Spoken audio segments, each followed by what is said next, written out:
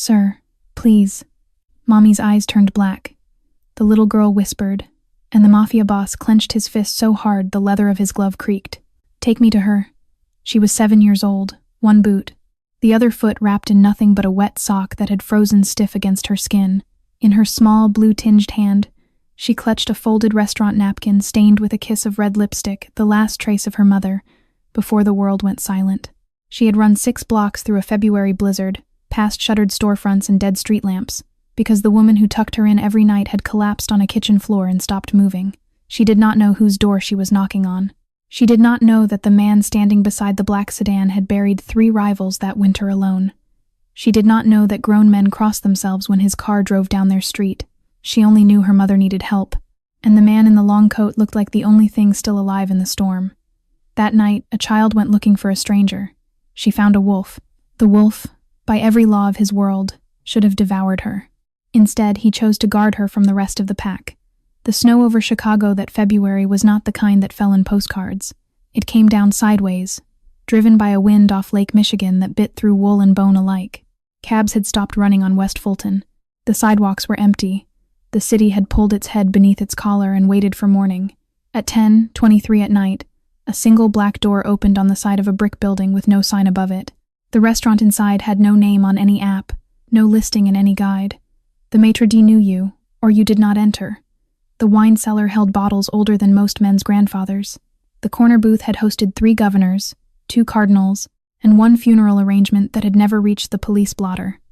Thomas Marchetti stepped out into the cold.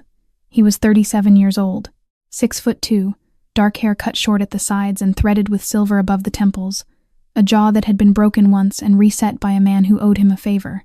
He wore a charcoal overcoat of Brunello Cucinelli wool, a black turtleneck beneath, and on his left wrist a watch his grandmother had pressed into his palm the day she died.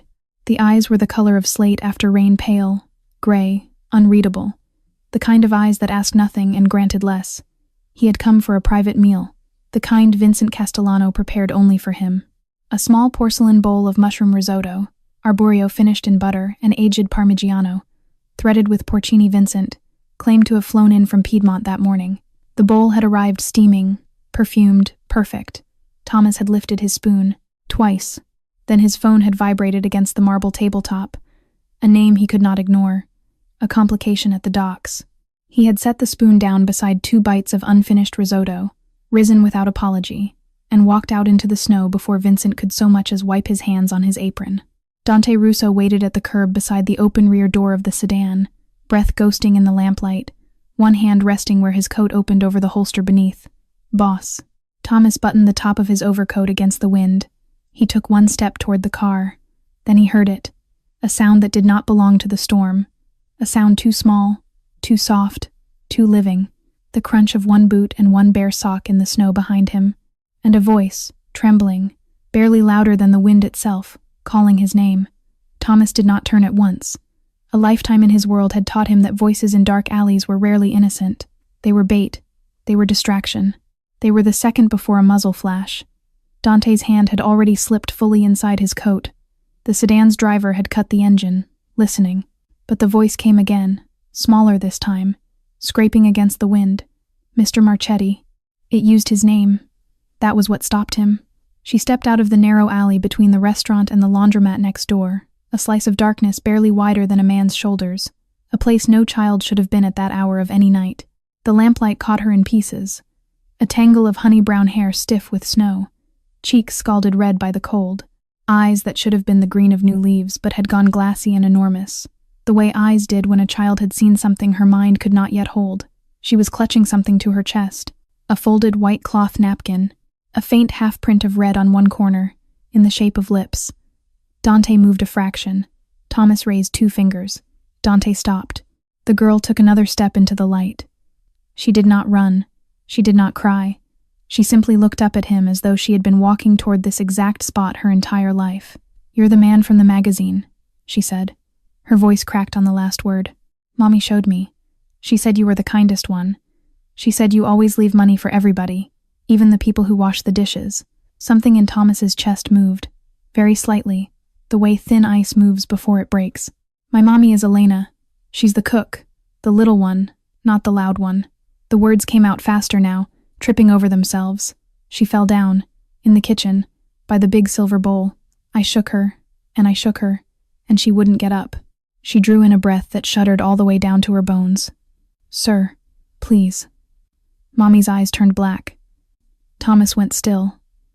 Not the stillness of a man caught off guard, the stillness of a man whose mind had just changed direction faster than his body. He knew that phrase. Eyes turned black, not closed, not rolled back, black. It was a clinical sign, pupils dilated wide enough to swallow the iris, the kind of thing a paramedic noted on a report, the kind of thing a 7-year-old child should not have the words for. She had not invented it. She had observed it. Behind him, Dante exhaled the word he never said in front of strangers. Boss.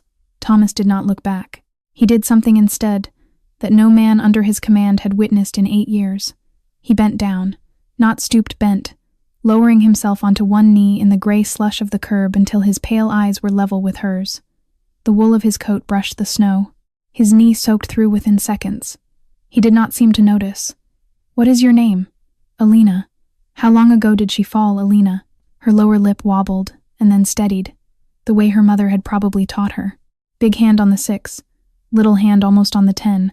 I counted the streets. I got to 6. 6 blocks. 20, maybe 25 minutes ago. He did the math without moving his face. He unbuttoned the Brunello Cucinelli coat. $6,000 of dark wool, hand-stitched in a workshop outside Milan. The only coat he had owned that his grandmother had not lived to see. He slipped it from his shoulders and wrapped it around the child. It fell past her one boot, and her one frozen sock, and pooled on the snow behind her like a charcoal cape. She looked up at him from inside it, drowning and saved at the same time. "Listen to me, Alina." His voice had dropped into the register he used for the hardest negotiations of his life. Quiet, exact, allowing no room to refuse. "You are coming with me. We are going to your mother right now. I am going to take her to the safest place in Chicago. Do you understand?" She nodded once. Very small. He stood. He lifted her, coat and all, into his arms. She weighed almost nothing. "Dante, back inside. Now." Dante was already on the phone before the words finished leaving Thomas's mouth. "Ambulance to the rear service entrance of Castellanos. Now. And get Dr. Lynn on the line. Tell her it is the boss calling, and tell her it is a poisoning until she hears otherwise." He said poisoning. He did not say collapse. He did not say accident. Thomas heard the choice in his second's voice and filed it away. Dante did not waste words, and he did not throw them at random. Thomas carried Alina around the corner of the building, away from the front entrance and toward the narrow loading dock that fed the kitchen. The service door was propped open with a folded napkin, the way the dish staff always left it for cigarette breaks. Yellow light spilled onto the wet concrete in a long, trembling rectangle. "Close your eyes," he said to the child against his shoulder. "Keep them closed until I tell you. Can you do that for me?" She nodded into his neck. He felt her small fist tighten on the lapel of his shirt. He stepped inside. The kitchen at this hour was supposed to be a slow ballet of cleanup line cooks, scraping stations, dishwashers humming, the radio low. Tonight it was a frozen photograph. 3 men in stained white jackets stood pressed against the far wall, as if a current had pinned them there. Someone had dropped a stockpot.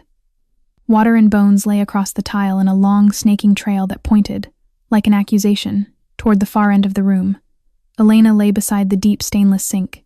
She was on her side, one arm flung out as if she had reached for the counter and missed. Her chef's coat had ridden up at the waist, exposing the pale skin above her hip. Her lips were the wrong color, not pink, not even white, but a soft, terrible violet.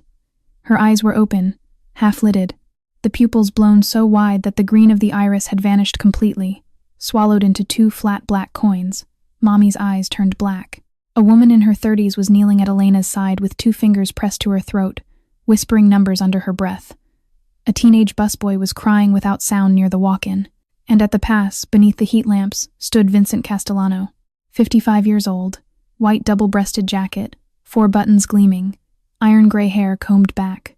His face was arranged into a precise expression of horror, but Thomas, who had spent his life reading the faces of men who lied for a living, saw what no one else in that kitchen would have noticed.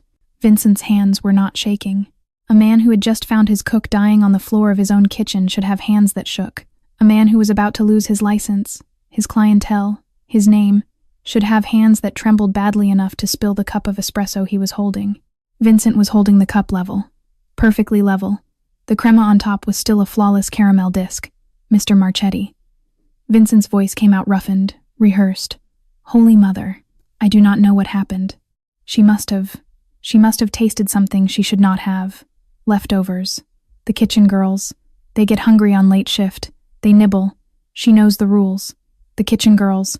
Elena had been his sous, 3 years on the line, the most decorated palette in this building, and Vincent had just reduced her to a nibbling kitchen girl in the same breath that he diagnosed her.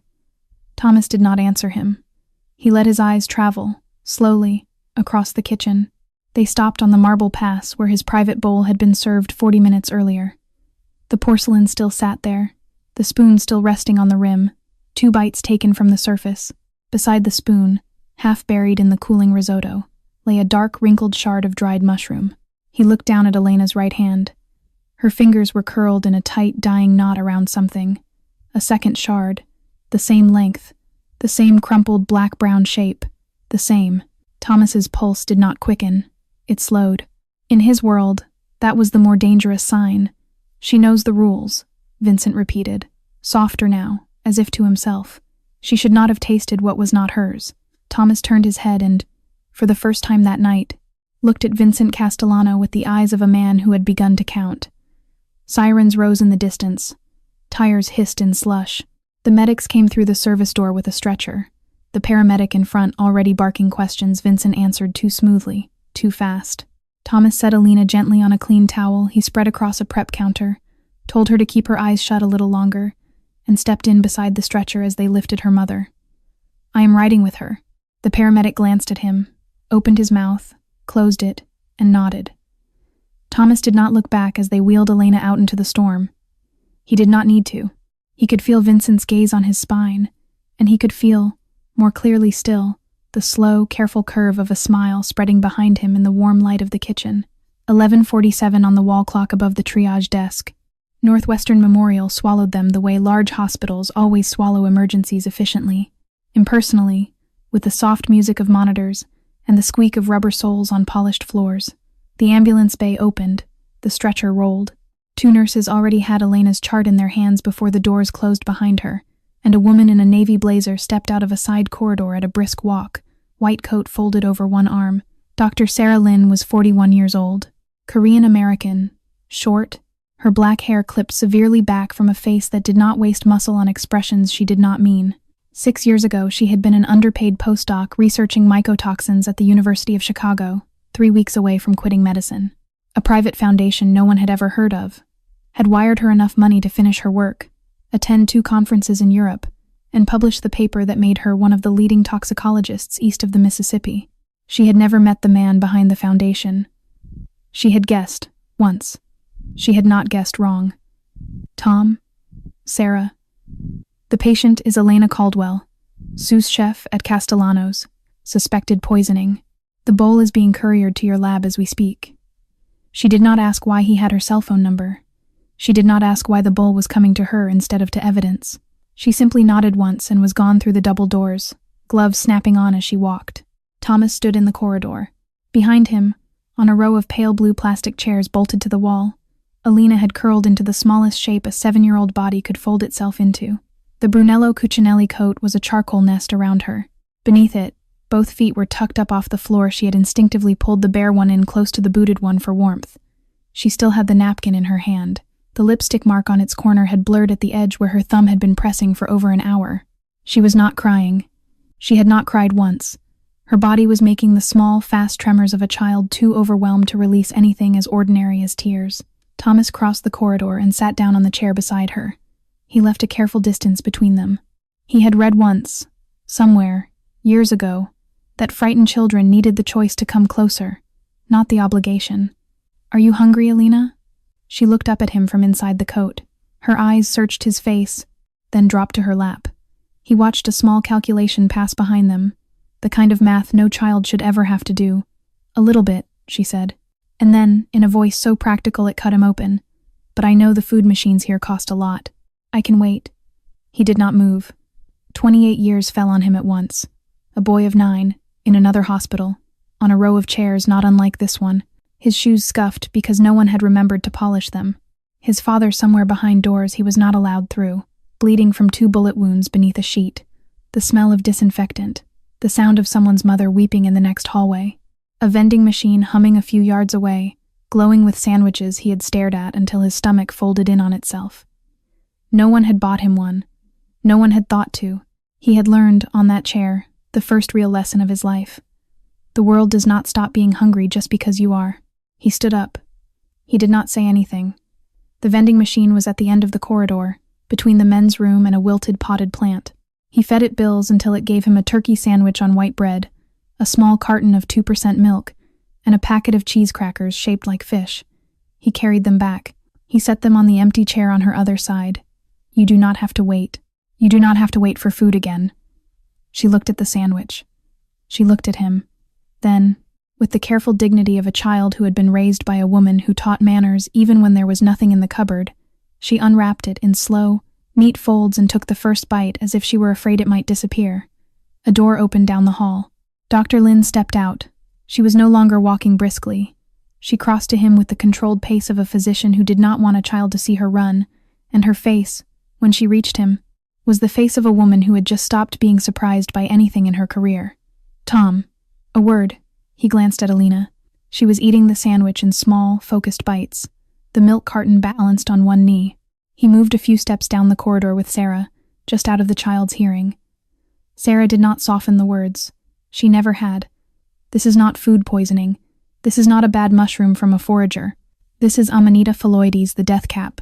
Specifically, a variant strain I have only seen documented twice, both times in case reports out of the Carpathians. It is not native to North America. Someone brought this into your city, Tom. She ingested a small amount, small enough that, with the antidote protocol I am about to start, she has a chance. Large enough that, without it, she would have been gone before sunrise. Thomas's jaw moved once. He looked back down the corridor at the child eating a vending machine sandwich in a $6,000 coat, and he understood, with a coldness sharper than the wind outside, that the bowl that had nearly killed Elena Caldwell had been set in front of him. Sarah was still speaking. Her voice had dropped into the clipped cadence she used when she did not have the patience to repeat herself. The toxin was milled into dried porcini, very fine. The grain matches the surrounding mushroom exactly. You could lay a slice under a microscope, and a trained mycologist would still need a stain to be certain. By eye? Impossible. By touch? Impossible. The only way anyone in that kitchen could have caught it was by smell, and only if their nose was the kind of nose that lives once in a generation. Death cap carries a faint sweetness underneath, like crushed almond gone sour. Most cooks would breathe past it. A few would notice and dismiss it as oxidation. She paused, watching his face. Whoever sent this knew what they were doing. They were not throwing a coin into a well. They were aiming. Thomas did not move. He had learned long ago that the most important reactions were the ones nobody could see. Inside his skull, in a place colder and clearer than the corridor around him, a small ledger had begun to open. He turned its pages without expression. The bowl had not been on the regular menu. Vincent had introduced it personally that evening, walking the porcelain out himself, 2 hands beneath the saucer like a priest carrying communion. The risotto had been described, in Vincent's own breath against his ear, as a little something prepared only for you, Don Marchetti, with the porcini we hid from the dinner service. He had eaten 2 spoonfuls, only 2.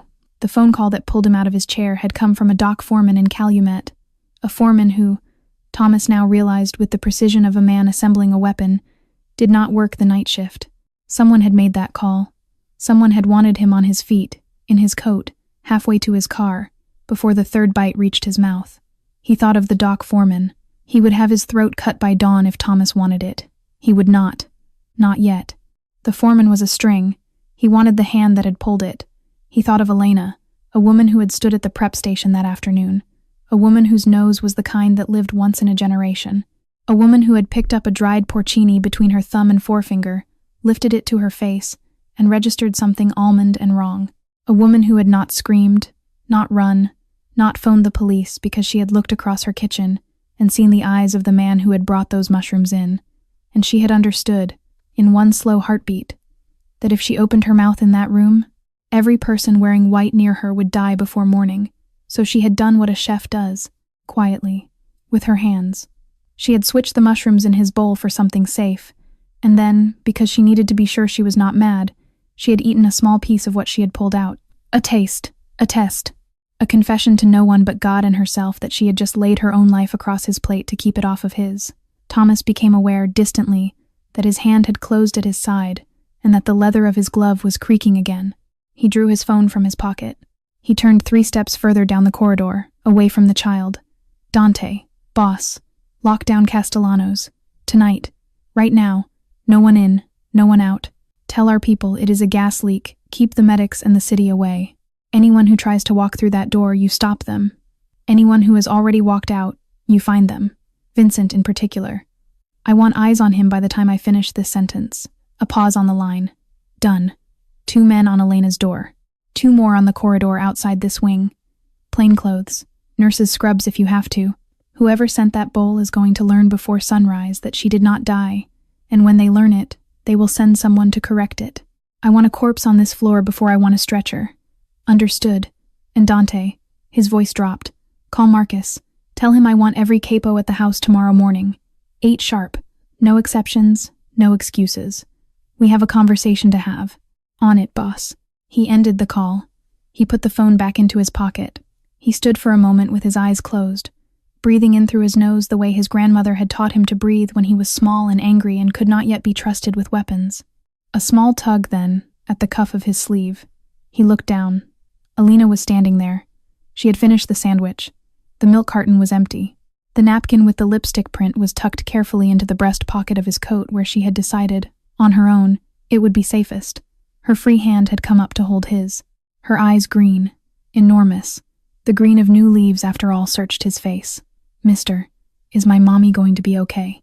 He did not lie. He did not promise. He had not earned the right to promise her anything yet. He lowered himself again, the second time that night, until his face was level with hers. The doctors are pulling your mother back from a very bad place. They are the best in this city, and they are working on her right now. She did something tonight that was very brave, braver than most grown men I have ever known. He paused. His voice, when it came again, was lower than he meant it to be. Your mother saved my life, Elena.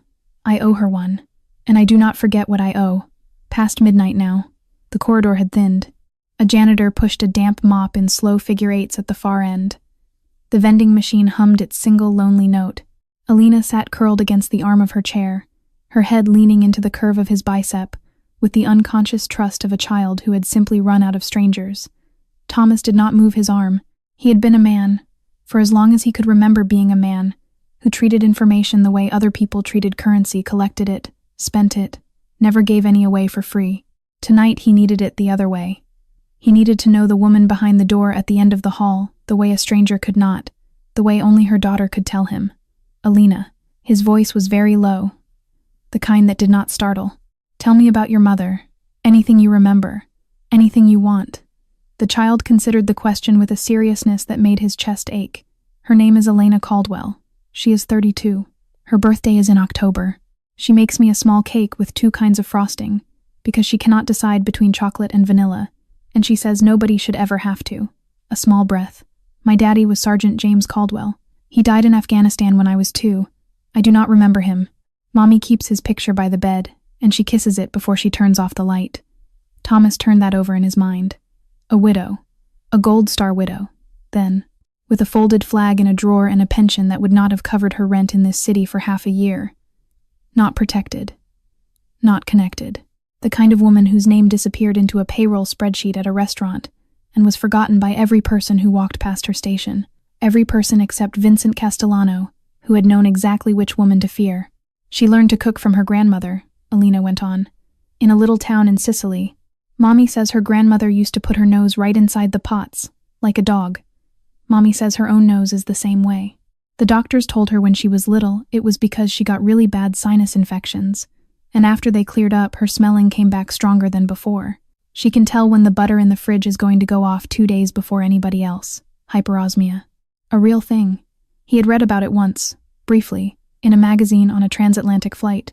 Inflammation in childhood that retreated and left certain olfactory pathways permanently exposed. Some people lost the gift. A handful kept it. Elena had kept it. She has worked at Mr. Vincent's for 3 years. Alina added. Smaller. She is the best of the helping chefs.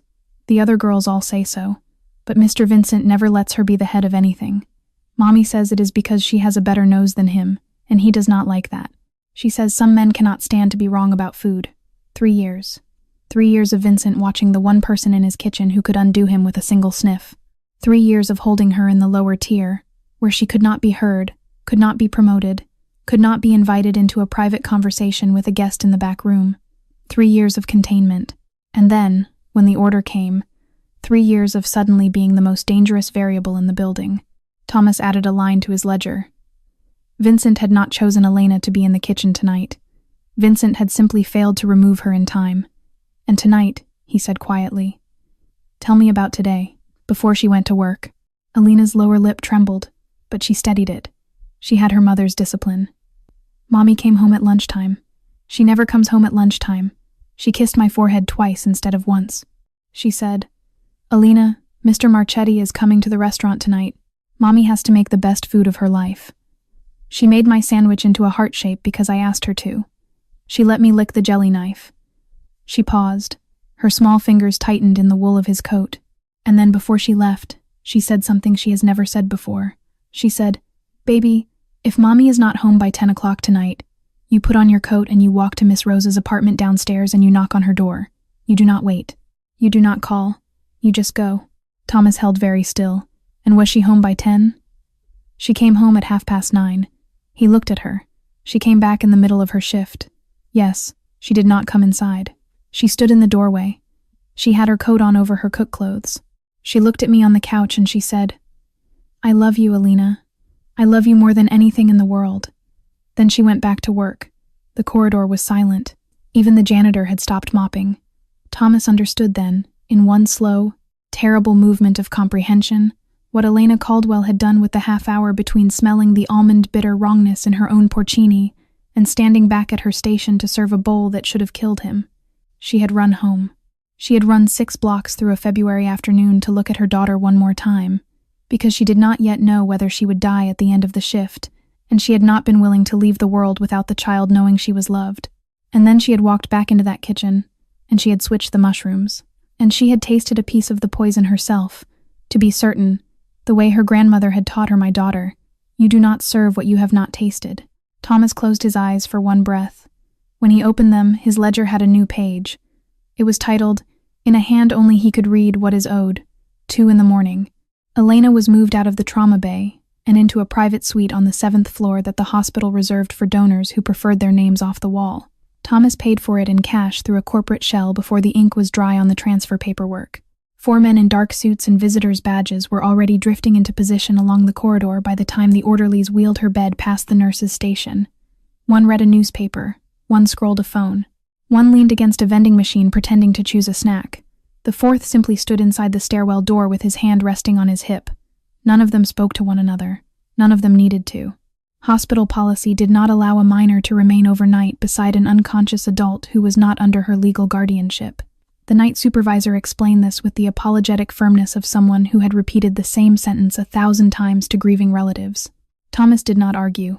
He had already lost that argument inside his own head before she opened her mouth. He bent down to Elena, who was sitting on the foot of her mother's new bed, with her hand resting just above Elena's ankle through the blanket, and he told her, in the same low voice he had used in the alley, that her mother was now in the safest room in this hospital, and that they would come back at sunrise. She did not protest. She kissed Elena's forehead the way she had been kissed at lunchtime. She climbed back into the coat that was still bigger than she was. She slipped her hand into his. The drive north on Lake Shore Drive took 35 minutes through the wind-driven dark. The wipers ticked.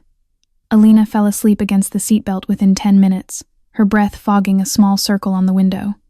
Dante drove. Nobody spoke. The Marchetti house sat on 3 wooded acres outside Lake Forest, set back from a road that had no streetlights and was patrolled, between midnight and dawn, by men its owner paid in envelopes. It was a fieldstone villa of the kind a Sicilian had built in the 1920s because he had missed his home country and could afford to be loud about it. 12 bedrooms. A chapel his grandmother had used until the week she died. A wine cellar dug down into the bedrock by men who took an oath never to speak of what they had walled in. The driveway curved past a fountain that had not been turned on in 8 years, because the man who lived here had stopped wanting to hear the sound of water. Thomas carried Alina across the threshold. The marble of the foyer caught their reflection. 2 figures. A man in dark wool. A child draped over his shoulder like a sleeping bird. Above them, in a coffered ceiling lit only by one low sconce, the painted face of an angel he had stopped looking at years ago watched them pass. She stirred as he set her down on the rug. She turned in a slow circle, taking it in the staircase that climbed up into shadow. The silent grand piano nobody played, the long polished hall that vanished toward rooms with their doors closed. Her face was small inside the coat. Her eyes were old. "Your house is so big," she said.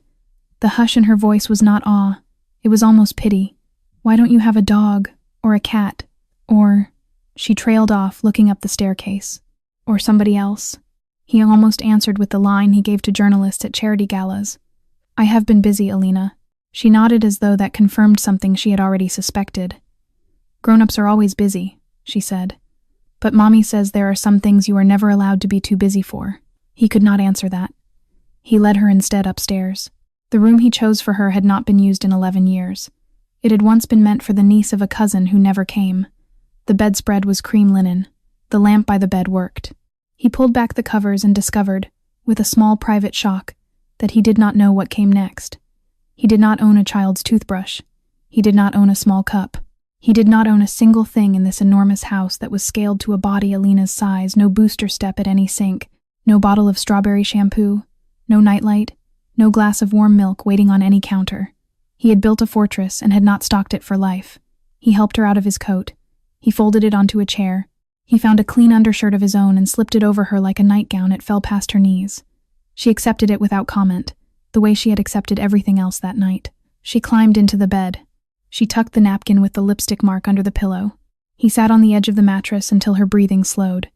Then he stepped out into the hall and typed 3 lines to Dante. "By 8 tomorrow. Everything for a girl of 7. Clothes in 2 sizes, I do not know which. A toothbrush. A nightlight. Books with pictures. Soap that does not sting. Whatever else a child has. Everything. 3 dots. Then, on it, boss." He walked the long corridor to his study at the end of the wing. He closed the door behind him. He did not turn on the overhead light.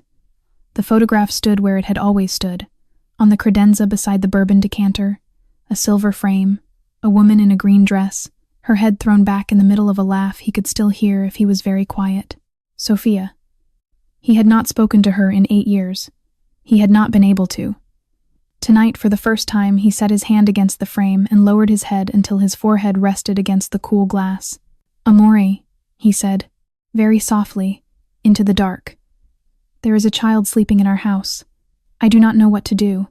Outside, the snow was falling again. 6:30 in the morning.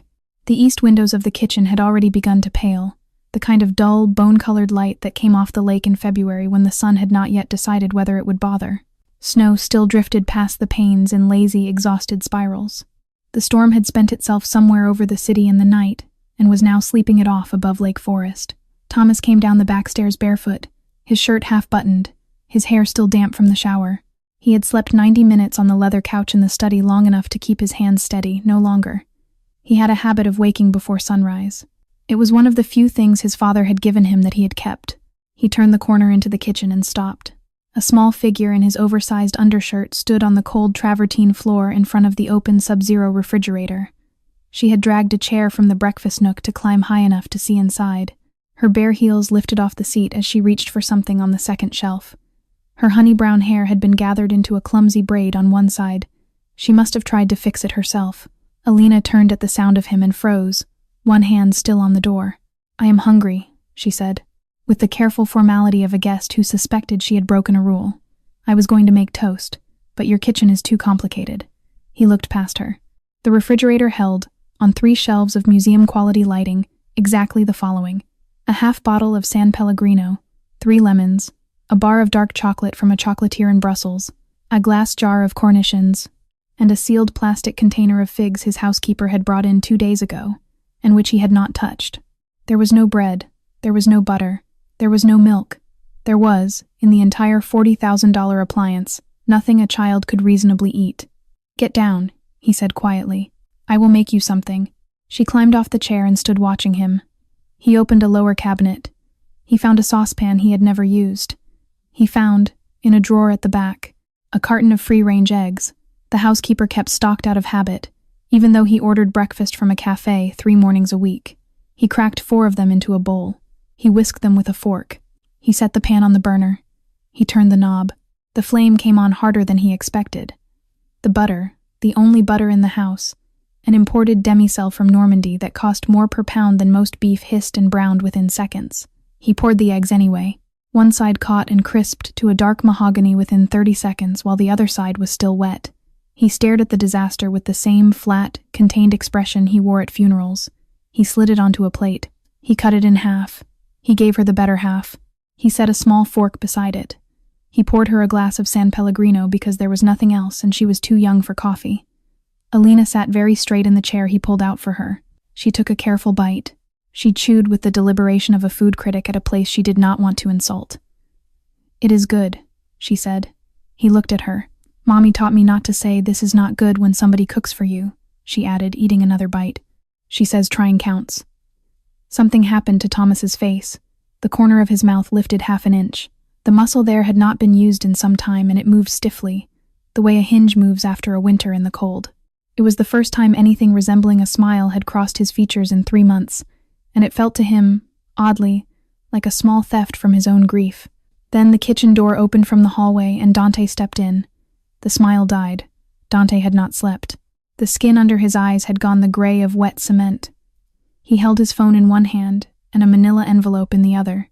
He took in the scene, the child, the burnt eggs, the boss in his shirt sleeves with butter on the cuff, and he chose his words for the audience. "Boss, a minute." Thomas crossed to him.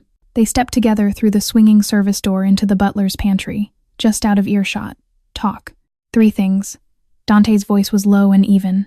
"First, Vincent Castellano walked out the back service door of Castellano's at 1:32 this morning, 12 minutes before our second man arrived to seal that side of the building.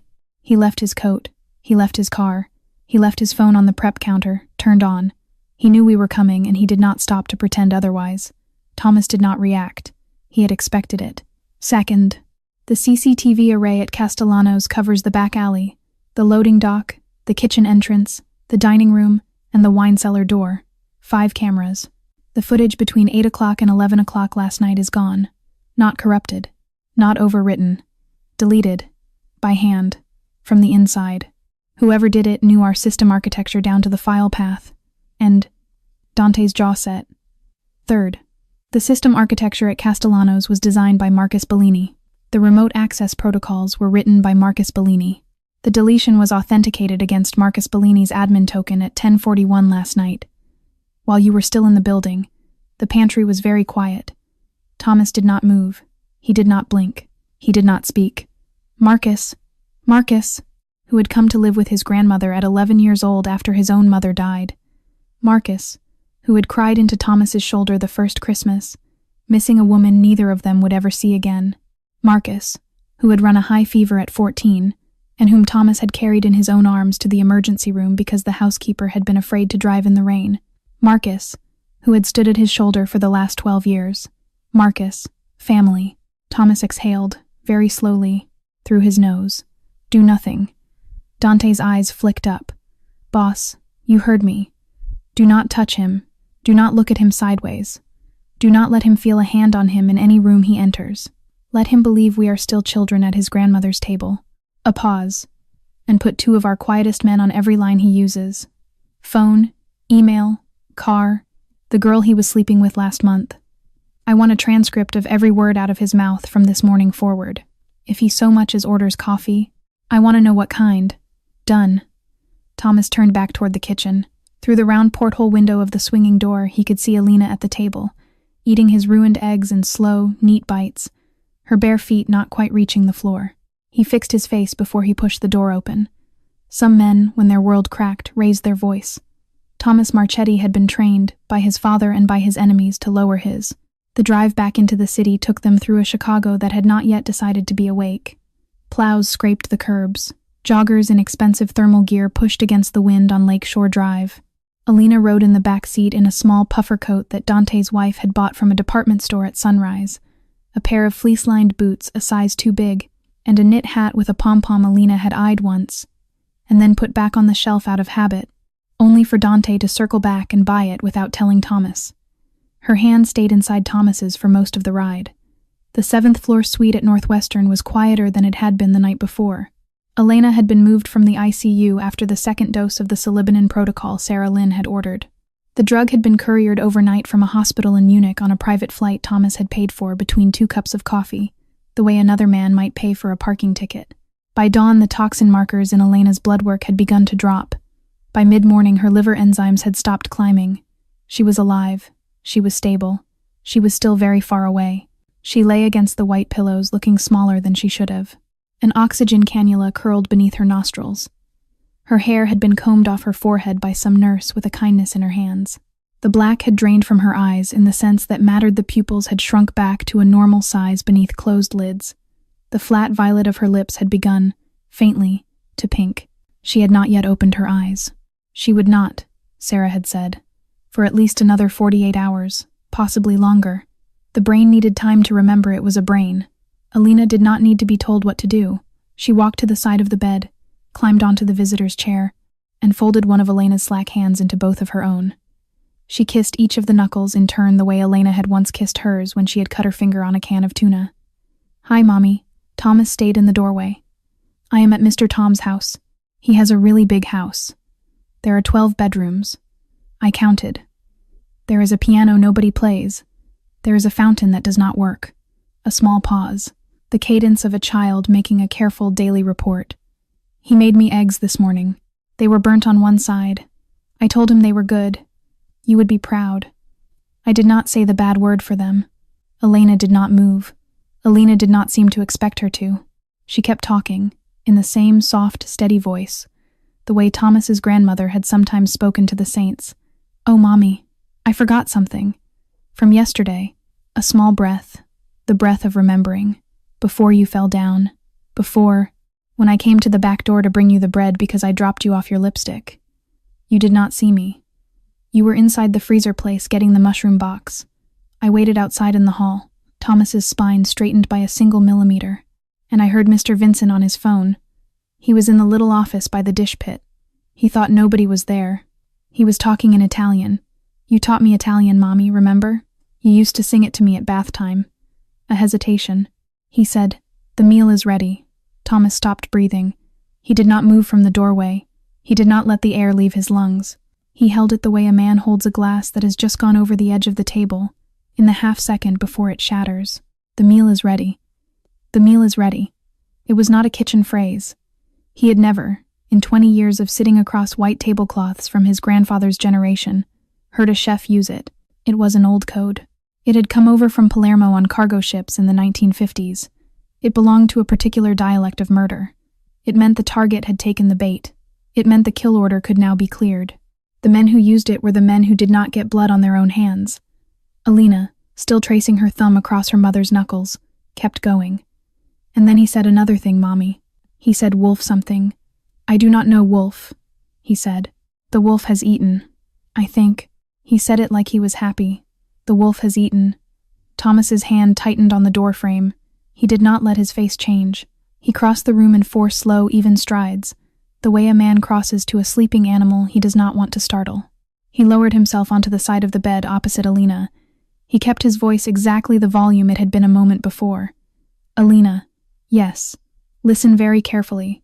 I want you to think back. When Mr. Vincent said those words on the phone, was he alone? Did he look at the door? Did he see you?" She thought about it. She had her mother's seriousness when she thought, the same little furrow above the bridge of the nose. "He did not see me. The door was open just a small piece. I was little, in the hall, by the mop. He was looking at the wall. But," her face shifted. "After he said the wolf one, he laughed, and then he turned around. I went very quiet. I went away on my socks. I think I do not know. I think maybe he heard my foot." The room was very still. Thomas reached into his breast pocket and drew out the napkin with the lipstick mark. He had taken to carrying it. He smoothed it once between his fingers, slowly, and folded it again, and placed it back over his heart. "Alina. The word wolf means wolf." She nodded, waiting. In the world that some grown-ups live in, he said quietly. Every man has a name his mother gave him, and another name his enemies gave him. The men I work with have called me Wolf since I was younger than your mommy. Some of them have called me that for so long they have forgotten my real one. Her green eyes widened. She understood, the way only a child who had been raised by a smart woman could understand, all in one piece. Her hand went still on Elena's. Her gaze lifted from her mother's pale fingers to Thomas's face. Thomas held her gaze. He kept his voice level. He did not let her see the cold thing that had just unfolded in his chest like a knife. She had heard the order. She had heard the kill confirmation. She had heard the name. She had been seen leaving, or almost seen. Vincent Castellano had not run from the restaurant last night because Elena had survived. He had run because the child in the hallway had survived. They left the hospital under a flat, white sky. Thomas did not show his face to Elena as he buckled her into the back seat. He waited until she was looking down at her boots. Then he met Dante's eyes over the roof of the sedan and held them for exactly 1 second. Dante read it. He drew the sliding panel of his coat back half an inch, exposing the grip of the Sig Sauer holstered against his ribs, and slid into the driver's seat with the seatbelt unbuckled. He did not buckle it. He never did when the wind was bad. The car pulled onto Fairbanks, then north onto Lakeshore Drive, hugging the slate water of the lake on the right. Elena, full of vending machine pretzels Thomas had bought her on the way out, had begun to nod against the door. He let her. A child who slept was a child who did not see what was coming. What came happened at the Hollywood Avenue interchange. The black SUV had been 4 cars back since Belmont. Dante had clocked it at Diversey. By Bryn Mawr, he had already changed lanes twice without signaling, and watched it change with him. He had not warned Thomas yet. He was waiting to be sure. He became sure at the underpass. The SUV cut across 2 lanes with no signal, a rented Suburban with the plates muddied beyond reading, and slammed into the rear quarter of the sedan at 40 miles an hour. The world spun. Glass jumped. Elena's body lifted against the belt and slammed back into the leather. Thomas was already moving before the second wheel touched the median. He unsnapped his own buckle and threw himself across the back seat, one arm pinning her against the cushion, his torso shielding her ribs and head. Down. Down. Down, Elena. Head down. Do not look. She did not scream. She did not cry out. She tucked her chin to her chest, the way she must have practiced with her mother 1,000 times in some quiet kitchen, and curled herself into him. Dante did not brake. He pinned the accelerator, wrenched the wheel hard left, and drove the front of the sedan directly into the Suburban's flank. 2 tons of armored Mercedes met the lighter chassis of the rented SUV at an angle. The Suburban skidded sideways across the icy lane and slammed into the concrete divider with a sound like a foundry door closing. The doors of the Suburban opened. 2 men, black balaclavas, tactical gloves, compact submachine guns slung across the chest, the kind of cheap European hardware that came over in shipping containers and ended up in the trunks of men who had been paid in cash to do one thing badly. Dante had his cig out before either of them had cleared their seat. The first burst of automatic fire stitched across the hood of the Mercedes and starred the windshield in 3 places. The armor held. The second burst raked the rear passenger door inches above Elena's curled body. Thomas felt one round punch the steel beneath his shoulder blade and stop there. He reached under the front passenger seat without lifting his weight off the child. The Glock 19 was where it had always been, magnet clipped to the underside of the frame. He thumbed the safety off with the same motion he used to pull it free. He raised it across his own back, fired through the shattered side window twice, and put the first man down with a tight pair to the upper chest. The shooter folded forward as if a string had been cut at the back of his neck. The second man swung his weapon toward the driver's side. Dante was already out of his door, low against the fender. He shot once, paused, shot again. The second man fell sideways against the Suburban's rear tire and did not rise. 90 seconds, from the first impact to the last shot. Then a silence so loud it rang. Steam rose from the crumpled hood. A horn sounded somewhere far behind them, the panicked horn of a commuter who had not yet understood what he had just driven past. Dante reholstered, scanned both lanes, scanned the median, scanned the underpass behind them, and then said, in the same calm voice he would have used to call for the dry cleaning, "Boss, clear." Thomas eased his weight off the small body beneath him. Elena. She was still curled into him. Her face was pressed into the front of his coat. She was shaking. She was not crying. She was not making any sound at all. He set the Glock down on the seat beside him so that she would not have to feel it against her ribs. He took her shoulders. He lifted her carefully back so that he could see her face. Her eyes opened. They went, first, in the only direction a child's eyes can go after that sort of sound, to the eyes of the adult holding her. She searched him. She looked at his temple, his jaw, his collar. She looked at the cuff of his shirt where it had come unbuttoned in the fall. He realized, with a stab he was not ready for, that she was checking him for blood. "Mr. Tom." Her voice was almost gone. "Mr. Tom, are you hurt?" He could not answer for a moment. It was the wrong question. It was the question a grown man should have been asking her. It was the question Sophia had asked him, 8 years ago, the last word she had ever said to him, before the men in the alley behind the wine bar had finished what they had come to start. He swallowed. "No, little one. I am not hurt. I am all right." "Are you hurt? Anywhere? Tell me." She shook her head, slow. "Mommy said," she whispered, "if there is something bad and loud, you put your head down and you count. She said the bad part is always over before 100. He stared at her. I got to 47. He understood then what she had been doing inside her own small skull while the world tore open around her. She had not surrendered to it. She had not let it become the only thing in the room. She had reached for the one tool her mother had given her for surviving a thing she could not control, and she had used it. 47. The girl had counted out 47 seconds of automatic gunfire above her head and held herself together. Thomas reached out and gathered her against his chest.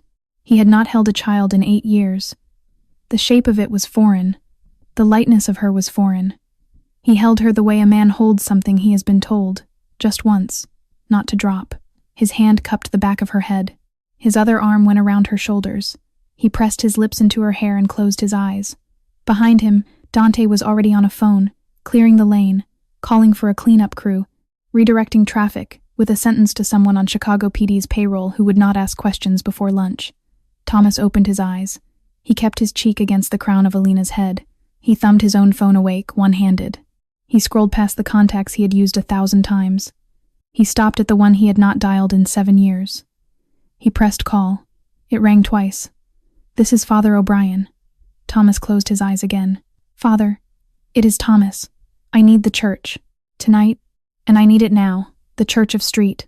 Anthony sat at the end of a narrow street in the old Italian quarter near Grand Avenue, hemmed in between a shuttered bakery and a barber shop whose striped pole had not turned since the Carter administration. The bricks were soot-dark from 120 winters. A stone Madonna stood in a niche above the door, her painted blue robe faded to the color of a pigeon's wing. The neighborhood had moved on. The church had refused to. The replacement sedan Dante had pulled from the back lot of a body shop in Bucktown pulled up at the side entrance just as the bells finished the noon Angelus. Thomas stepped out first, scanned the rooftops out of habit, then opened the rear door. He lifted Alina out himself. She came willingly, her small arms locking around his neck. She had not spoken since the underpass. The side door opened before he had reached the steps. Father Michael O'Brien stood in the doorway in a black wool cassock that had been mended once at the elbow. 78 years old, 6 foot tall and still straight as a flagpole. White hair cropped close to a long Irish skull, a face like weathered limestone, soft only around the eyes. He had buried Thomas's grandmother on a Tuesday in November 12 years ago. He had baptized Thomas in a font 2 yards behind him 40 years before that. And 6 years ago, when Thomas's father had finally drunk and bled and lied himself into a casket, this priest had stood at his rectory door with his arms folded and refused to perform the funeral mass, citing in a quiet sentence the names of 3 men the late Antonio Marchetti had ordered killed inside the city limits. Thomas had not been back to this church since. "Come in, son." Father Michael did not ask what had happened. He did not need to. He read it in the way Thomas was carrying the girl, in the cracked windshield he had glimpsed before the sedan slid back into the alley, in the silence of the bodyguard who had taken up a position at the door with his coat unbuttoned for the first time in years. He stepped back to let them pass. The vestibule was warm with old wood and beeswax. A radiator clanked somewhere down the nave. Thomas set Alina gently on her feet. She did not let go of his hand. "Father, the child needs a roof for a few hours, possibly a night. I cannot put her behind any door I own right now. There is a leak in my house and I do not yet know whose. I understood that from the phone. I have men outside, 2 on the corner, 1 on the bell tower stair if you will permit it. You may have any door in this building you need, Thomas, but the child will sit with me, and you will sit with her, and you will tell me what you came here ready to tell me." Father Michael turned to Alina then. He lowered himself onto one knee, the bad knee, which made him wince, and offered her his hand the way one might offer it to a small, watchful animal. My name is Father Michael. I knew this gentleman's grandmother very well. She used to give me a hard time about my sermons being too short. Alina considered him. Mommy says short prayers are better because God is busy. Your mother, said Father Michael, sounds like a wise woman. He led her, hand in hand, down the side aisle, past the wooden confessional with its split velvet curtain, past the rack of candles flickering for sick mothers and absent sons, to the small lady chapel at the rear. The chapel was lit by stained glass that had been installed in 1903 by a Sicilian glazier whose grandson Thomas had once paid a hospital bill for. The walls were lined with the small carved figures of guardian angels, 6 of them, 3 on each side, each holding something different: a sword, a lily, a bowl of water, a scroll, a trumpet, a child. Alina stopped in the middle of the chapel. She turned in a slow circle, her face lifted, her chin trembling. Mommy told me, she said softly, that angels are the ones who watch over good people. She turned back to the old priest. Father, is my mommy a good person? Father Michael lowered himself again, painfully, until he was at her eye level. Child. His voice had dropped into a register that, even after 50 years of saying Mass, had never lost the brogue of cork. Your mother is one of the finest souls I have had the honor to meet in my life. Alina blinked. You know her? I have known her 3 years. She does not know I know her. Every Monday evening, after the dinner service at the restaurant where she works, your mother walks here with 2 large pots on a hand truck. She sets up a small table outside the side door of this very church. She ladles soup for the men who sleep behind the dumpsters on Erie Street. She has never asked anyone's name. She has never asked anyone to thank her.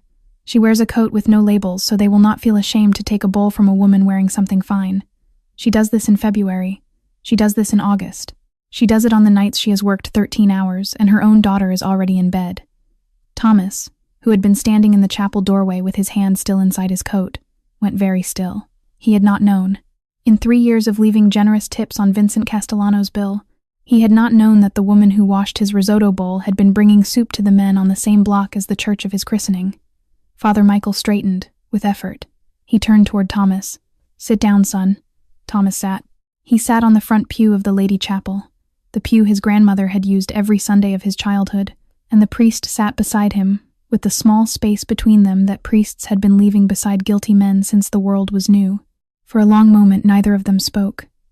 Alina had drifted to the side of the chapel and was studying the angel with the small carved child in its arms. Thomas. Father Michael's voice was very low. 3 days ago I would have said you were past the age where the road still forked. Today I am not so sure, so I will tell you what I see. Thomas did not turn his head. On one side of where you are sitting is the path your father took. You know that path.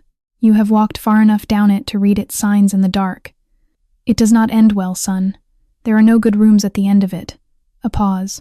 And on the other side is the path your grandmother prayed for, every single morning, on the kneeler by the window of her bedroom, for the 23 years between the day you were born and the day she died. You have not walked that one yet. You do not yet know what is at the end of it either. A longer pause.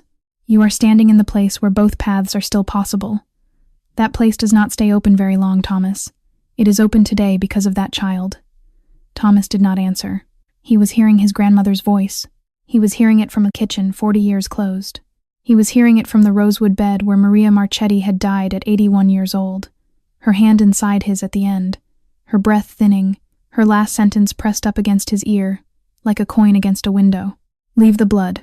Find peace. He had nodded. He had not promised. He had told himself he was too young to promise. He looked down at the worn red carpet of the chapel, and for the first time in 12 years, he allowed himself to wonder whether his grandmother, who had buried 2 sons, 1 husband, and several illusions in her life, had perhaps been speaking not as a tired old woman, but as the only person in his life who had ever read him correctly. In the corner of the chapel, the small saved girl raised one hand and laid her palm against the carved foot of the angel. Father Michael led Alina to the rectory kitchen behind the sacristy to feed her a bowl of tomato soup and a slice of bread the housekeeper had baked that morning. The old priest had a way with children that did not depend on words.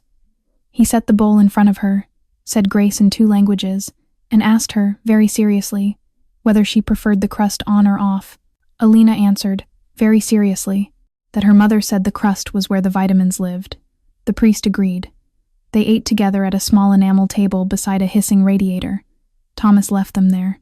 He crossed the nave and stepped through a low door into the choir loft staircase, climbed 2 flights, and emerged into the small, unused organist's room above the apse. Dante was already inside, a laptop open on the dusty bench. 2 of their men stood at the narrow stained glass window watching the alley below. The room smelled of old hymnals and candle smoke. "What do you have?" Dante did not look up from the screen. "Everything we needed. None of what we wanted." He turned the laptop on the bench so Thomas could see it. Vincent Castellano did not improvise.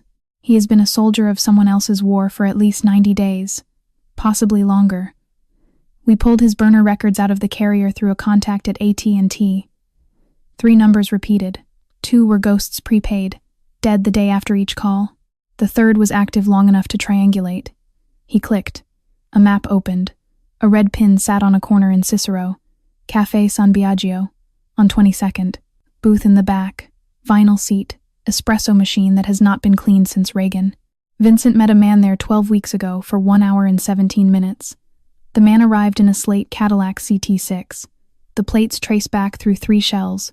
But the bottom of the stack is a holding company in Indiana, owned by a lawyer named Reyes, who has filed exactly 1 annual report in his life, all of it for the same client. He clicked again. A photograph. A man in his late 60s stepping out of the Cadillac. Heavy-shouldered, iron gray hair combed straight back, a face that had been handsome once and had hardened, over decades, into something quarried. Thomas exhaled, very slowly, through his nose. Salvatore Greco. Salvatore Greco. He stared at the photograph for a long moment. He did not need an introduction. Salvatore Greco had run the south end of the city since the late 1990s, the same way Antonio Marchetti had once run the north. The 2 old men had hated each other in the patient, almost ceremonial way that had once kept Chicago peaceful, each respecting the other's borders, the way 2 old wolves respect the scent of urine on the same tree. That peace had begun to fray 5 years ago, when Greco's son had returned from the Naples branch of the family and started pushing west. 3 skirmishes in 12 months, a warehouse fire on Goose Island, a bookkeeper of Thomas's beaten to death in his garage by men who had left their footprints in the snow because they wanted them found, a small shipment of Greek olive oil, the cover for something else hijacked outside Joliet, pinpricks, probes. None of them claimed, all of them deniable. And now, finally, the actual move. A bowl of risotto, a dead cook, a dead boss, 2 funerals on the same Sunday. The river piers along the south branch of the Chicago River, which Marchetti's grandfather had bought in 1947 with money brought over in a steamer trunk, would have transferred quietly to a holding company within the month. "Why now?" Thomas said. "Not to Dante, to the photograph. He has waited 5 years. Why this winter?" "That," Dante said, "is where it stops being a war and starts being a tragedy." He clicked 1 more file open, a scanned ledger, then a second, then a screenshot of a private gambling site, the kind that ran inside a darknet wrapper and accepted only crypto. Marquee. The breath went out of Thomas in a single, controlled column. Dante's voice stayed even. "Marcus Bellini has been into Greco's underground sportsbook for almost 2 years. He started small. He chased. He doubled. He chased again. As of last Friday, the principal is $4,100,000. He has been making interest-only payments for 8 months. He has paid those payments out of small skims from our own freight accounts, none of them large enough for our auditors to catch, all of them traceable now that we are looking. 3 months ago, the Friday before Vincent's meeting in Cicero, Marcus's payment was returned to him. Returned, as in Greco refused it, sent it back, told him the interest schedule was being closed and the principal was being called. Either Marcus had $4 million in cash by the end of the calendar quarter, or Greco would collect, and the men he would send to collect would not stop at Marcus's apartment. Thomas closed his eyes. He saw on the inside of his eyelids a small boy of 11 climbing into the back seat of Maria Marchetti's car after his own mother's funeral. The boy's lip had been bleeding because he had bitten through it, trying not to cry. The grandmother had handed him a folded linen handkerchief from her purse, kissed him once on the forehead, and said, in Italian, "You will sleep in my house tonight, Marcuccio. You will sleep in my house every night until you are too tall to fit on the bed." He saw a 16-year-old version of himself sliding off his own mattress at 3 a.m. and lying down on the floor outside his cousin's bedroom because the boy had screamed in his sleep again. Thomas brought his fist down once, hard, on the dusty bench. The laptop jumped. Dust rose. A pigeon clapped its wings in the rafters above them. Marcus's family. His voice had gone hoarse. My grandmother raised that boy as her own son. We slept under the same roof. We ate at the same table. There is a photograph in my study of him at 9 years old, riding on my shoulders at the lake. 4 milioni Dante. $4 million. That is what 26 years cost him? Dante did not flinch. Boss. His voice was the voice of a man who had loved Marcus too, in his way, for 12 years. Sometimes family is the knife that stands closest. Thomas turned to the window. The stained glass cast a green and amber lozenge across his face. He stood without speaking for almost a minute. Down in the alley, a sparrow landed on a wire and shook the snow from its back. When he turned again, his face had settled into something Dante had seen on it only a handful of times in 12 years. It was not anger. Anger was loud. This was quieter, and older, and worse. I am not going to put a bullet in him. Dante waited. I am going to do the harder thing. I am going to put him in a room with what he has done. I am going to let him hear his own voice, on his own phone, ordering the death of the only family that ever took him in. And I am going to let him decide, in front of the men who have called him cousin for a decade, what kind of man he turned out to be. He picked up his phone, set a council meeting at the house. Day after tomorrow, 8 in the evening. Wine, food, the long table. Tell the capos it is about the Greco move. Tell them everything will be on the table.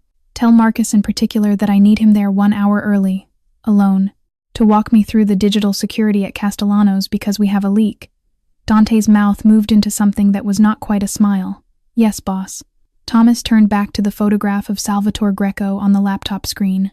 His pale eyes held the older man's printed face for a long beat.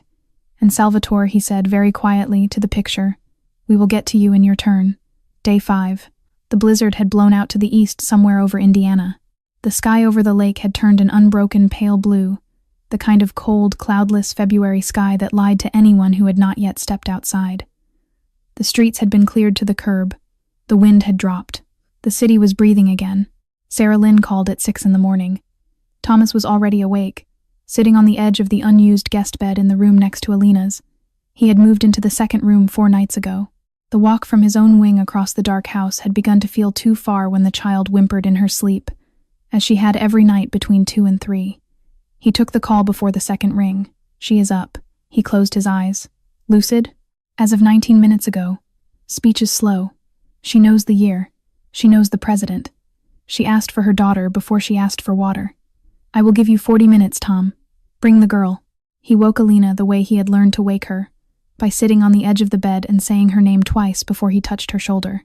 She came out of sleep with her eyes already searching his face for the answer to a question she did not yet have words for.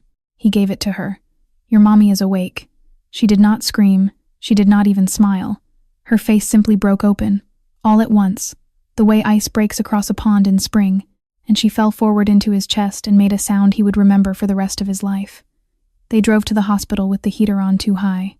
Alina sat in the front seat for the first time, because she had begged to be where she could see the road, and her hand stayed on his forearm the whole way as if she did not yet trust the world not to take her mother back. Sarah met them at the elevator on the 7th floor. She held the door for the child and let her run ahead down the corridor, past the 2 men in nurses' scrubs who had not once left their posts in 5 days. The door to suite 712 was already open. Elena was propped against the pillows. Her color was wrong, but it was a color. Her hair had been brushed. Her eyes, Thomas saw them for the first time. Awake, hazel. The green underneath the brown found her daughter before she had fully cleared the threshold. Alina did not cross the room. She launched. The sound the 2 of them made together was nothing a translator could have rendered. It was older than English and older than Italian and older than the city outside the window. Elena's hands trembled as they tried to cup the back of her daughter's head. Alina pressed her face into her mother's neck and finally cried 5 days of held tears, released in one shaking flood that soaked the collar of a hospital gown and would have ruined the woman holding her if it had not been the one thing she had been waiting to feel again. Thomas stayed in the doorway.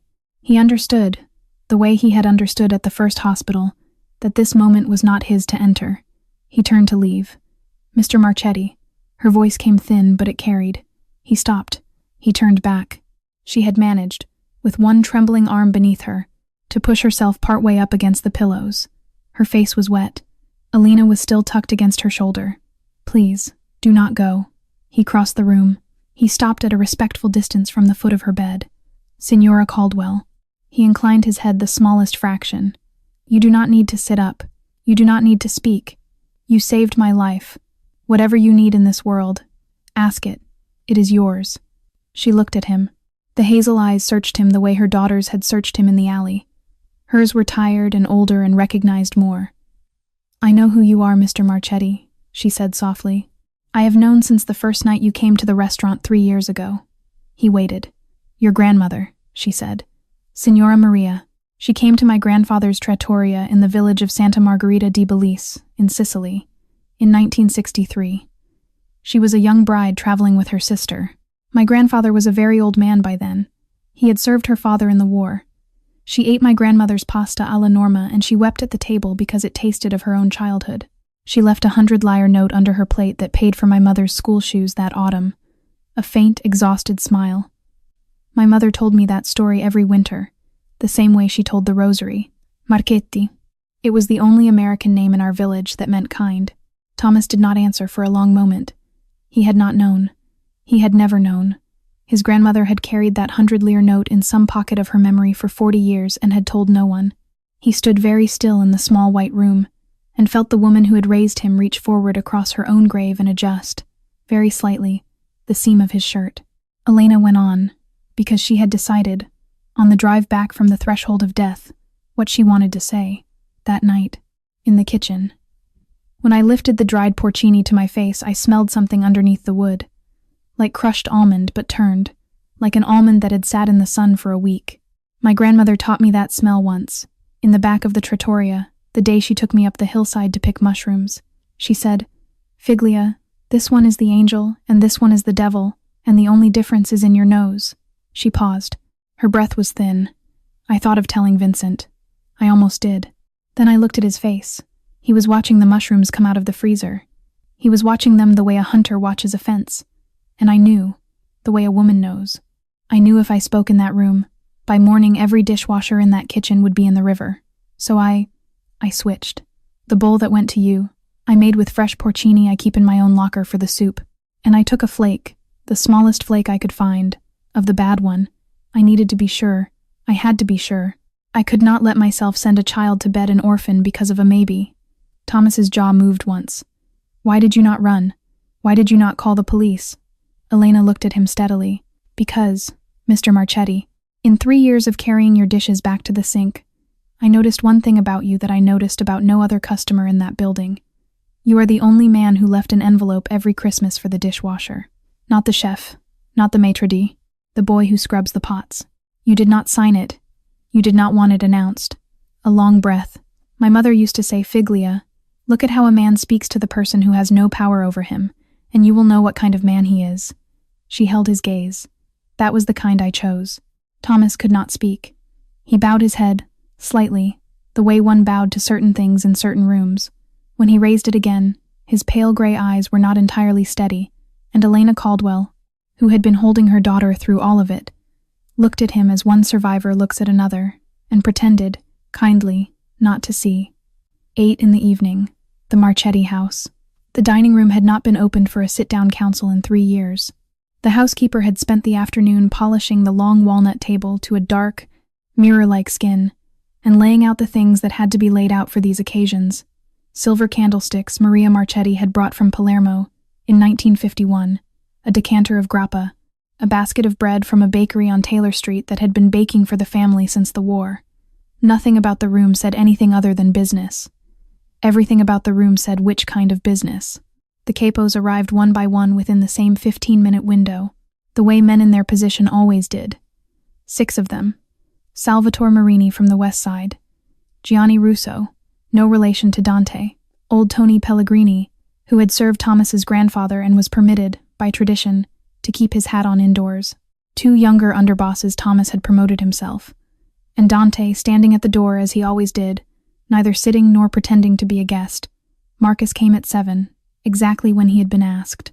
He looked, Thomas noted, well, crisp navy sweet, new cufflinks, a faint shadow under the eyes that someone less attentive than Thomas would have read as overwork.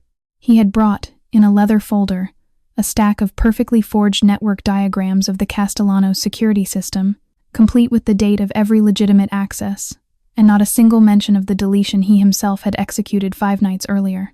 He had walked Thomas through the documents for almost an hour, with the easy precision of the cousin who had read bedtime stories to a 13-year-old Thomas in this very house, when Thomas's mother had been too sick to come, downstairs. When he had finished, he had looked up and said, with what looked, from across the table, like genuine concern, "Whoever it was, cousin, they were good. We may not be able to recover them." Thomas had nodded and refilled his cousin's espresso himself. The council began at 8. Thomas remained standing at the head of the table while the others sat.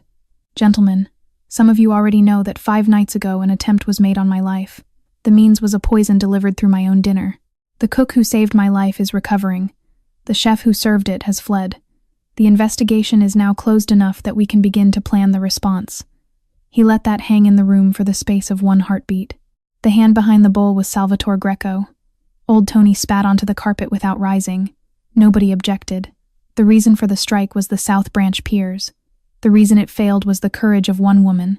The reason it will not be repeated is what this table decides tonight. He laid a folded map of the South Branch of the Chicago River on the polished walnut. He turned to the second page. Greco's logistics run through 3 points on this side of the river: Pier 4, Pier 7, and the Damon Avenue boatyard.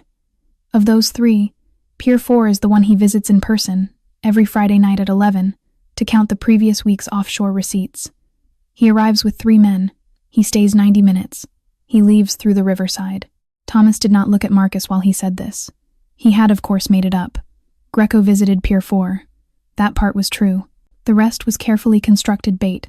A precise hour, a precise number of men, a precise exit. The kind of information a hostile operator could not resist passing on if he was looking to deliver Thomas alone into a kill box. The kind of detail Marcus, who knew Thomas's habits better than any man alive, would know was both plausible and acted upon. Thomas paused. "I will lead the team personally. Friday night, 2300 hours. Pier 4. We move on Greco at his own count. We end this where he started it." The capos around the table inclined their heads, one after another, in the small ritual nods of acceptance. Marcus's nod came a quarter beat late.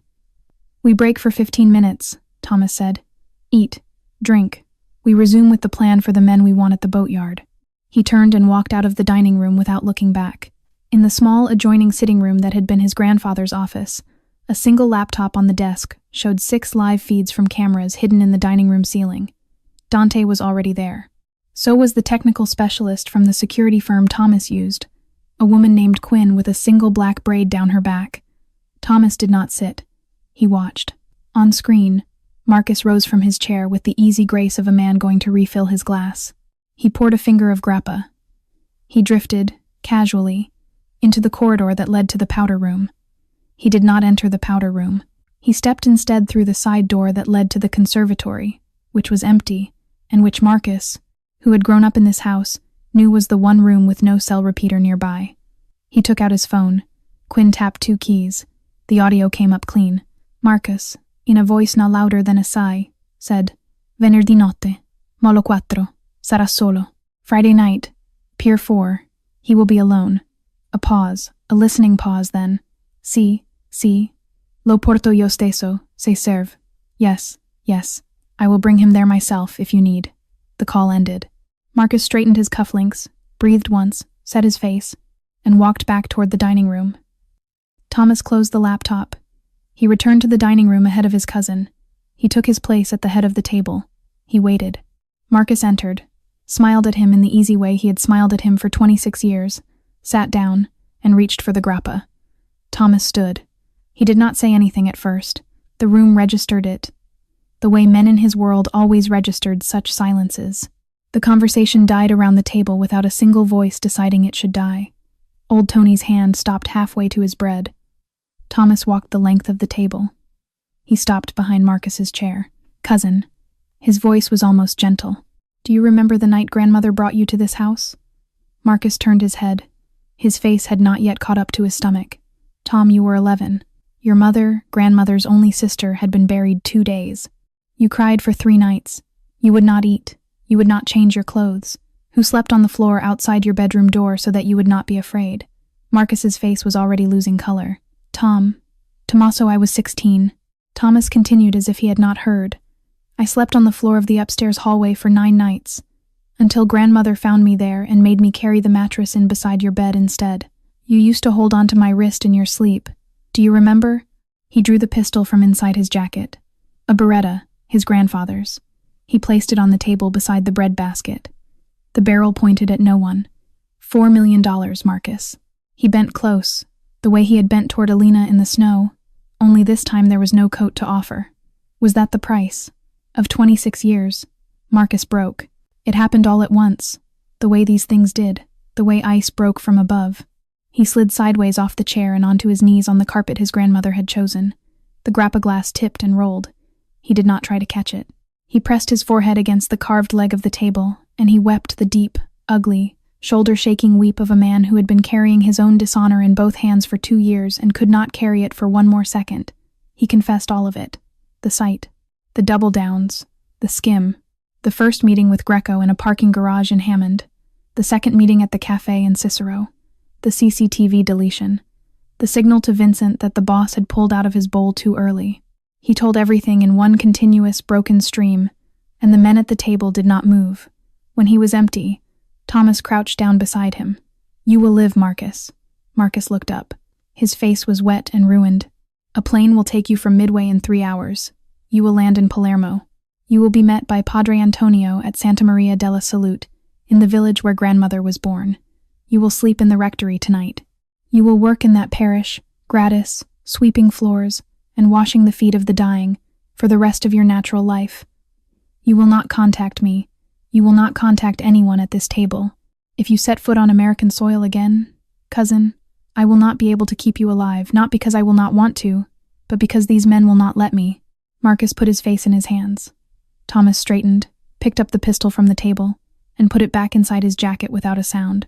While the council had been gathering at Lake Forest, a slate Cadillac CT6 had moved south through Logan Square. It carried 4 men. 2 from the Bronzeville crew Greco kept for the work he did not want on his own people. 2 from Naples, in the country on tourist visas, paid in cash before leaving Italy. They had been told the package was a child. They had been told she knew a phrase she should not have heard. They had been told no more than 2 of Marchetti's men were on the door of an old church off Grand Avenue. The intelligence had come from a phone call placed 2 nights earlier from a conservatory in a stone villa outside the city. The Cadillac slowed at the corner of Grand and Aberdeen at 9:14. Inside street. Anthony's. Alina sat on a velvet kneeler in the Lady Chapel with her knees tucked under her chin. Father Michael had given her a cup of cocoa and was reading aloud from a book of Irish saints. The radiator clanked. A single votive candle burned for Elena. The first shot came from the front steps. It was followed by the wet sound of one of Thomas's men going down on the cold stone. The second man got 1 round off before a burst from the doorway put him against the inside wall. Father Michael did not freeze. He had been 23 in a paddy field outside Pleiku in 1968, and certain reflexes never left him. He set the book aside. He took Alina's hand. He did not say, "Do not be afraid." He said, "Come, child. Eyes on my belt buckle. Do not look up." He moved her down the side aisle, past the confessional, through the half door beside the credence table that opened onto a narrow stone staircase she had not known existed. He pulled it shut behind them and slid an iron bolt across. The wood was old. It would buy seconds, down past the boiler, into a low vaulted room lined floor to ceiling with dark glass bottles, a wine cellar dug into bedrock by Sicilian masons in the 1890s. He lifted Alina over a stone lip and into a side alcove behind the racks. He took her hand. Above them, glass broke. Boots crossed marble. A man shouted in a Neapolitan accent. "Did your Mr. Tom ever tell you about Sophia?"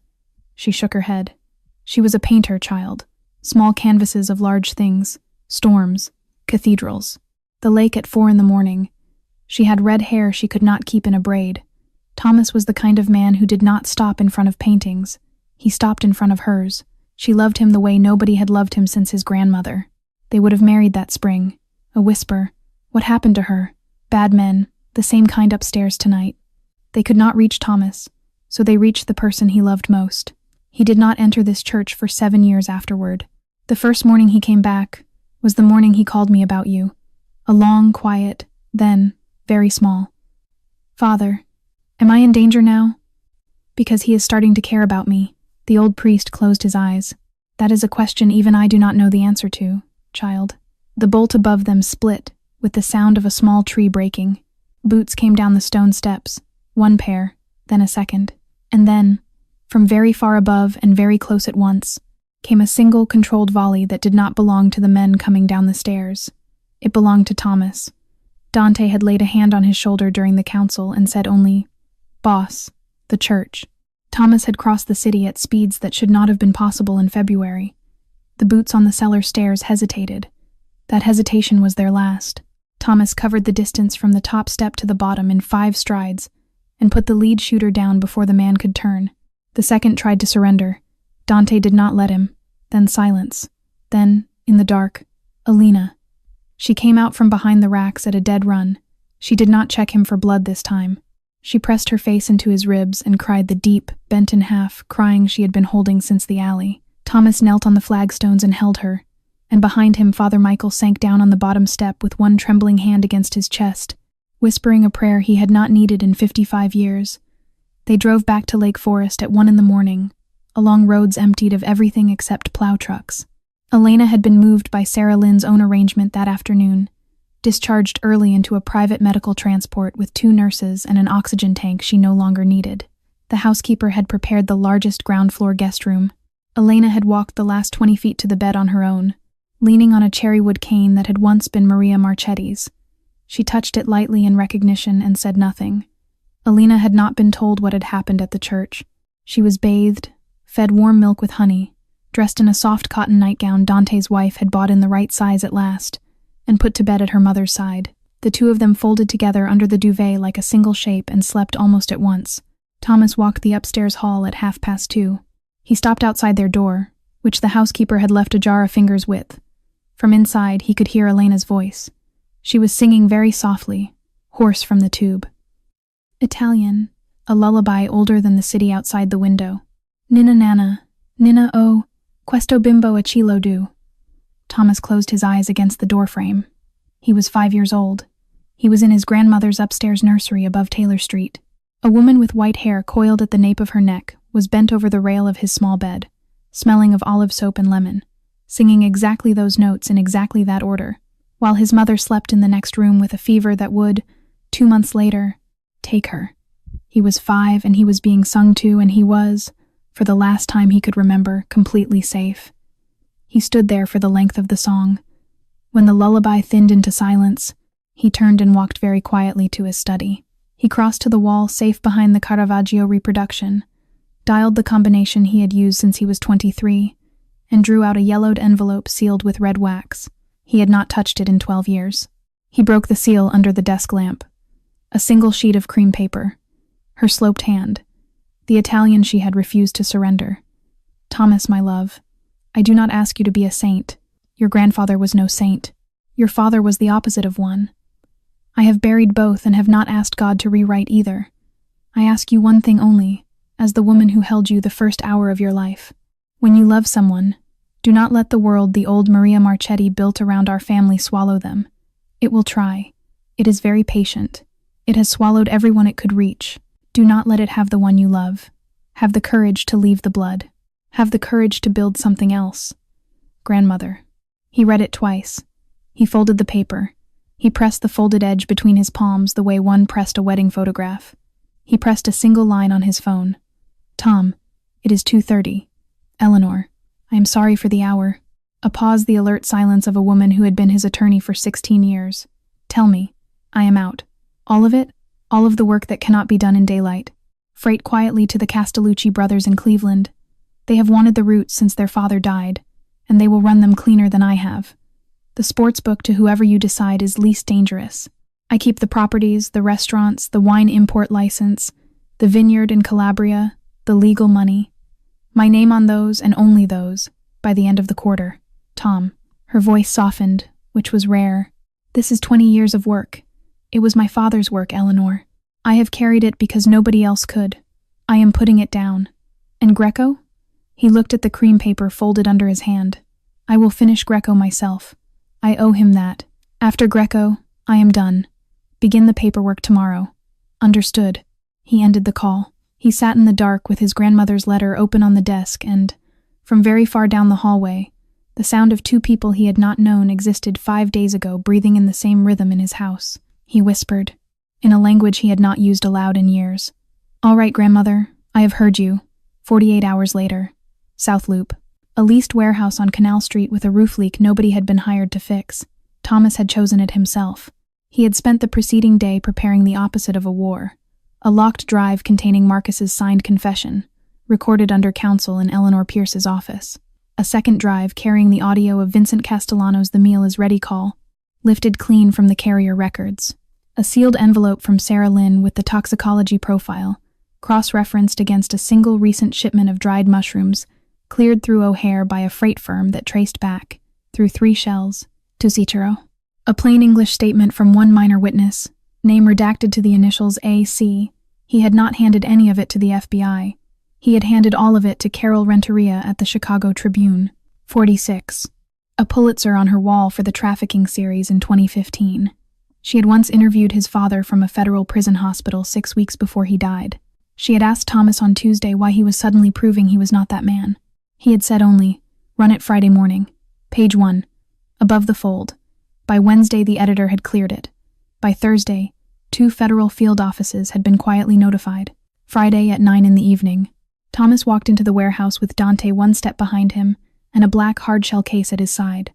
Salvatore Greco stood under the only working sodium light, long camel coat, hands in his pockets.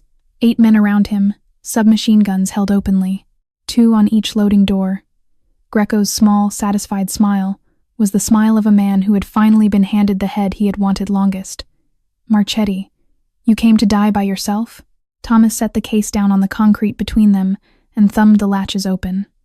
20 million in banded 50s looked, in person, smaller than men imagined. "I came to give you a choice, Salvatore. You take this case. You walk out the south door. A plane is fueled at a private strip in Joliet. You disappear from North America for the rest of your life. Or, Thomas smiled. A small, tired smile. Or you read the paper tomorrow. Front page. Above the fold." Greco's smile did not waver. "Not yet. Bluff. Carol Renteria. Tribune. The story is at the printer. Federal warrants are drafted. Your shell company. The customs declaration. The confession of one Marcus Bellini, on record. The audio of Vincent's call to your number. The testimony of a child who heard you killed for. Your name appears in the 2nd paragraph. Mine does not appear anywhere." The smile slipped. "You think I do not have men inside the Tribune? You do. 3. 2 were reassigned this morning. The 3rd is the woman writing the story." Greco glanced at the case, at the south door, at his own watch. He had 3 seconds. He chose the wrong one. His hand had not finished moving toward the inside of his coat when every overhead bank came on at once, including floods on catwalks his men had not noticed were there. Through every loading bay window, lights bloomed in answer. Headlights. Tactical lamps mounted on shoulder rigs. A loudspeaker outside cut on with the clipped, bored authority of a federal voice that had read the same sentence 1,000 times. "FBI. Drop your weapons. Step away from the case. On your knees. Now." Greco's men were professionals. The muzzles lowered inside 1 second. They were on their knees inside 3.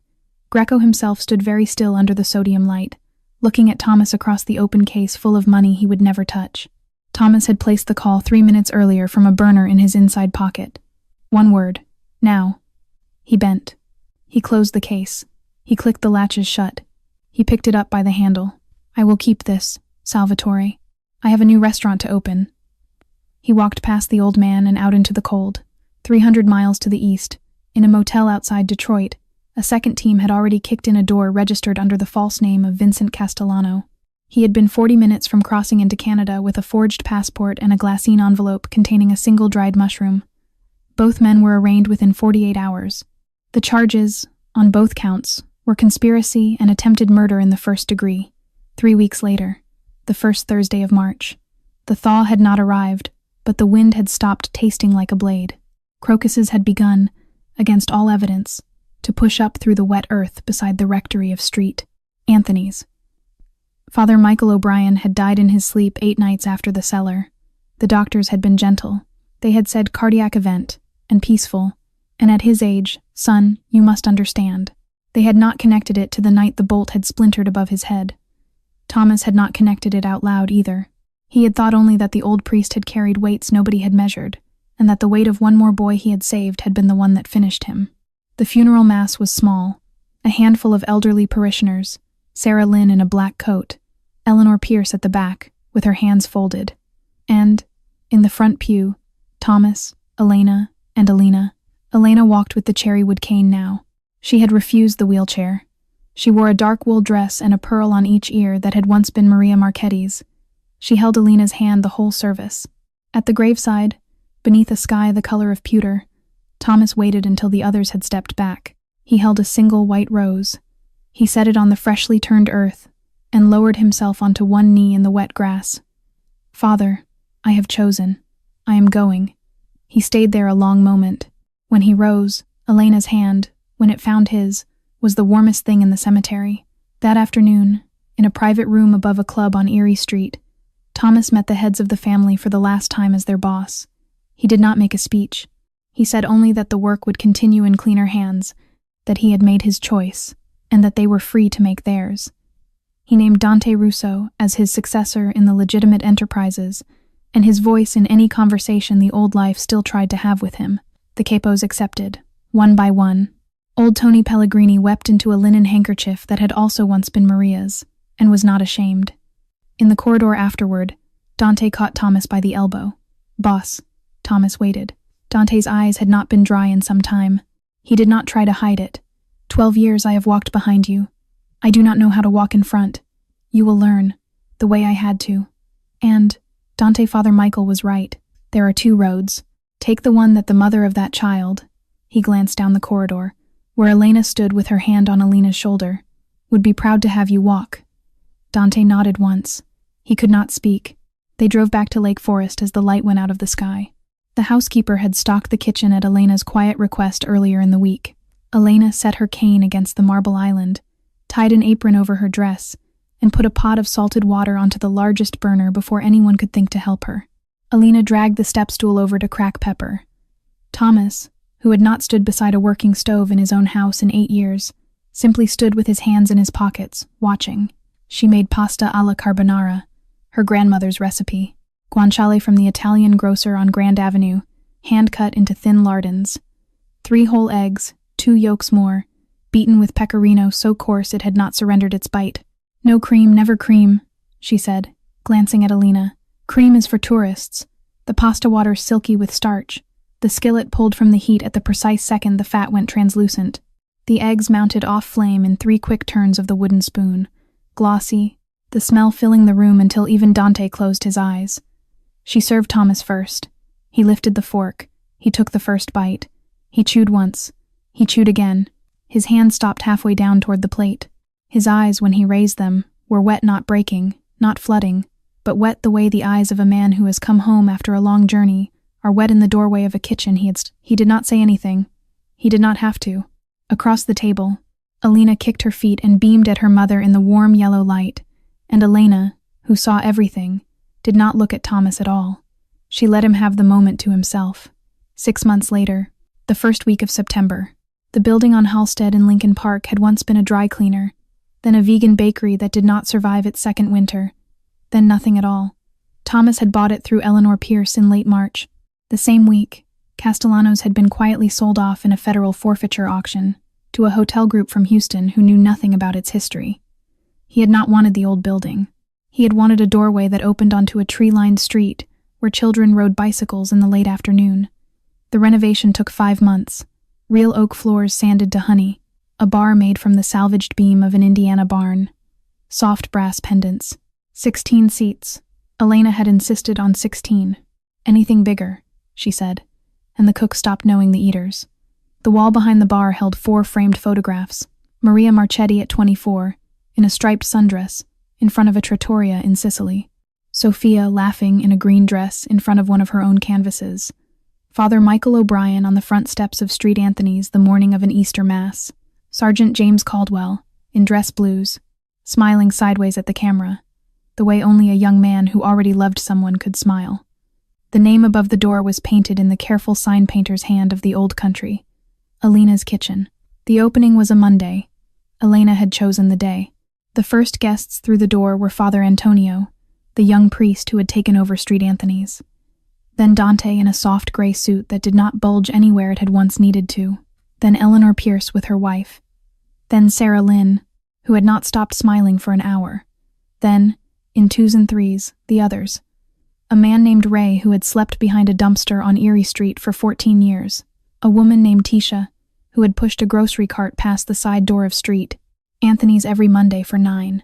A veteran in a wheelchair named Curtis, whom Thomas had decreed it from the first sketch of the plan. Every Monday, in perpetuity, the kitchen would close to the public and serve a full 3-course dinner, free, to anyone who had once been handed a paper cup of soup behind the church of his christening. Alina, 7.5 years old, walked the room in a small white apron. She carried menus in 2 hands. Tonight my mommy is making pasta alla norma. The special is branzino al sale, and for dessert there is cannoli and a chocolate thing my mommy will not tell me the name of. She delivered each menu with the gravity of a small ambassador. Late in the evening, when the room had filled with the warm hum that good rooms make when strangers have stopped being strangers, Alina drifted to where Thomas stood by the photograph wall. She slipped her hand into his. "Mr. Tom, why did you name the restaurant after me?" He bent slowly, all the way down, until his eyes were level with hers. "Because, little one, you were the one who showed me the way home. Before you, I had been lost for a very long time." She thought about it with her mother's small furrow between her brows. Then she leaned forward and kissed him once on the cheek. It was not dramatic. It was the ordinary kiss of a child who had decided, completely and without ceremony, that this man was hers. The lesson of this story is a quiet one.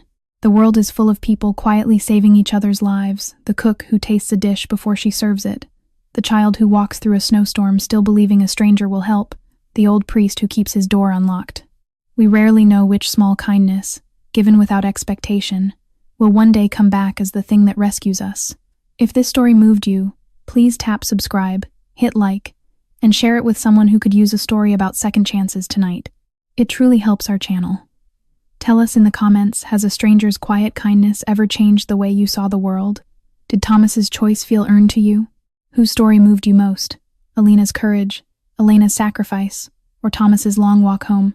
We read every word. From all of us here, we wish you good health, peace in your home, and a kitchen that always smells of something kind. Goodbye for now. We will see you in the next video.